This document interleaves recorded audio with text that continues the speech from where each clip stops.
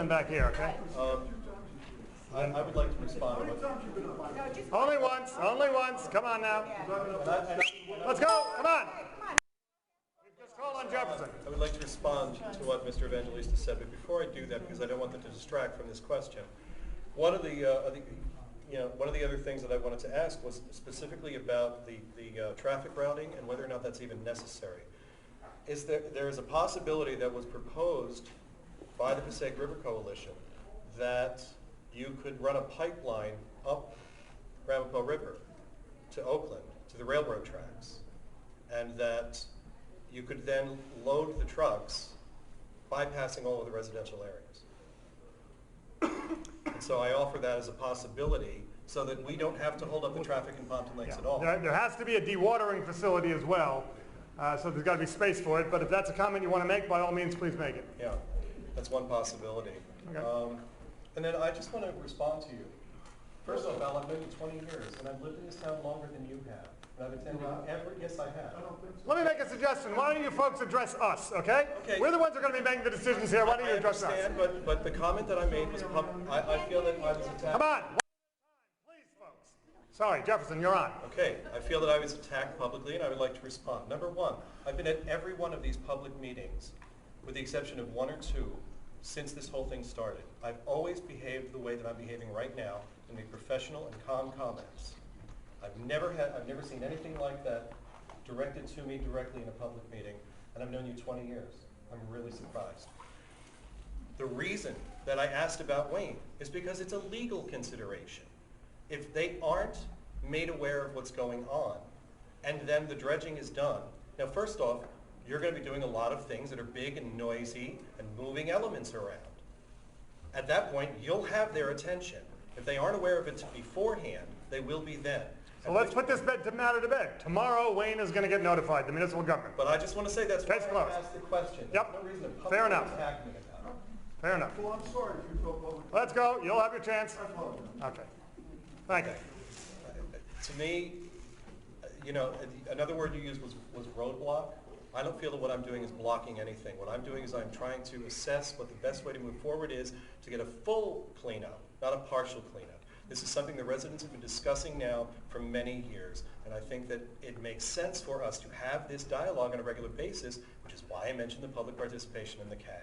And to that end, I just want to say I have also with me a letter which was signed by, among others, Steve Grayberg, John Sugin, Michelle Belfiore, all members of the CAG at the time in 2012, requesting formally that the EPA come back and reform the CAG here. So we don't form the CAGs. We can facilitate the formation of a CAG understood. at the moment. I understand the differentiation. But that's fair enough. I understand the differentiation. What I'm saying is that this is what you're doing now with the public information sessions is a very different form of public participation than the one that we had. And that my understanding of the guidelines is that the guidelines call for us to be able to be involved in this process more than we're being involved. And I respectfully request that the EPA take that back to the drawing board and figure out a way that we do more than sit with you individually when no other resident can hear the questions, or at a public information session when we have a scene like this, rather than being able to sit in a formal meeting at which the DEP was always present and the EPA as well.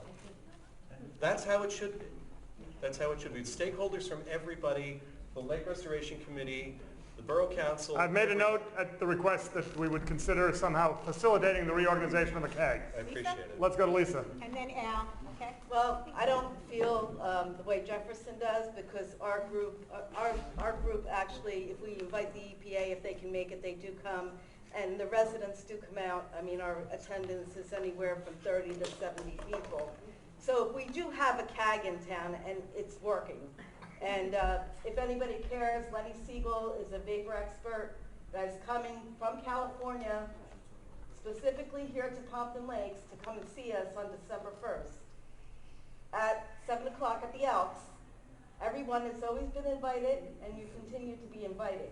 We continued without being sanctioned by the EPA. We find the way means to do it on our own, with our own way of doing it financially and everything else. We get nothing from nobody, and we continue. So Jefferson, you can feel the way you do, but we do have a group that is comprised of residents that actually live in the plume and know what it's like, as you do, to realize how horrible it is. Can I respond to that? And we actually... No, we're not going to have an internal debate no, here. and Let's I talk to have- me. I actually Talk to have- me here, okay? Come on. Walter, I actually have All right, let's go. technical things to Yes. ask. And I don't think that should have been ever a part of an appeal anyway about a lake cleanup.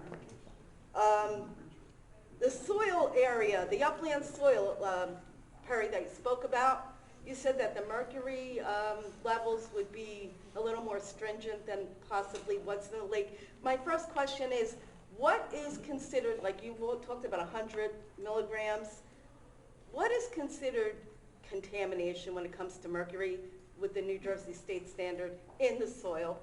In the soil, Upland soil, as you the mentioned. number is, Jeff, do you happen to have it in front of you? Is it 23? 23 This is and... upland soil, not in the sediment. Yeah, Again, so everybody understands the terminology.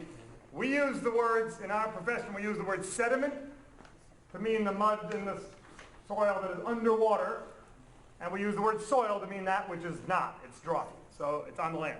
That's the terminology we use here.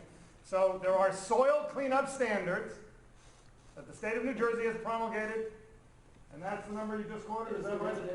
New Jersey. The residential standard, which is the highest, the most stringent, the most protective level, the number is 23, that translates to parts per million, doesn't it? Now, that's the number. So, For mercury specifically? for mercury specifically, I assume, is that correct, Jeff? Yes. However, the state of New Jersey does not have, and many states do not have, sediment numbers that are just promulgated like that. Usually what we do in the case of sediment is we use various other lines of evidence, as Perry described it during his presentation, to try and figure out what's in the sediment and how is it getting into the critters, and how are the critters getting into us, in order to figure out, back calculate then now, what do you need to do in order to be protective of that. So it's a little bit of a different way of approaching things. Comes out in either case that we're going to remove soil and we're going to remove sediment. Well, my question is then, if it's 23 and there isn't an EPA national standard, or, and we know you said, what, up to what, that area up to 100 milligrams, right, that you found? No, when the 100 milligrams per kilogram was in reference to the Acid Brook Delta sediment, Lisa, near shore, they found Okay. concentrations on that order there. That's where the I highest guess what I'm concentration. saying Right here, is- is that right? Yeah, to the Right, left. okay, Walter. well, that's really high, as we know. Right, and that's in considering that the Acid Brook discharged those contaminants, that's the discharge point into the delta, so you'd expect to find the highest concentration. All right, then my question is, whatever the lowest, more stringent number that you guys were talking about, bringing the upland soil to, why wouldn't we do the same thing in the lake, considering it's a reserve reservoir? It's- I mean, nobody really kind of talks about the point that that water is pumped up to the Wanacue when needed, and people actually drink that water. So, I mean, what about the Clean Water Act? No, I don't know. let's make this clear. When that sediment gets removed, Right. it's going to be clean. It's not going to be at 23 or 22 or 21. It's going to be as close to zero as it's possible to get it there. Maybe a little bit of recontamination, very, very small amounts would be anticipated in any of these types of situations. But the area that gets dredged is going to be left basically clean.